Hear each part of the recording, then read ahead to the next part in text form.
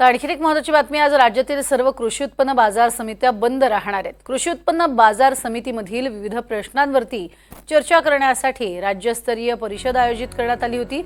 यामध्ये पणन मंत्री अब्दुल सत्तार यांनी पदाधिकाऱ्यांचं ऐकून घेतलं नाही आणि त्याच्याच निषेधार्थ सर्व बाजार समित्या या बंद ठेवण्याचा निर्णय घेण्यात आलाय। राज्यातील बाजार समितीमध्ये 1 दिवसाचा बंद ठेवण्याचा निर्णय राज्यव्यापी बाजार समिती असोसिएशनने घेतलाय।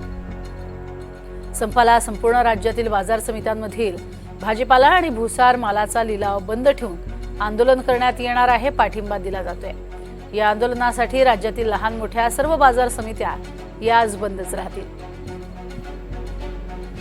अधिक माहिती घेऊयात, निलेश वाघ आमचे प्रतिनिधी आहेत। तर निलेश, आज अनेक ठिकाणी बाजार समित्या पूर्णपणे बंद राहतील, अधिक काय माहिती?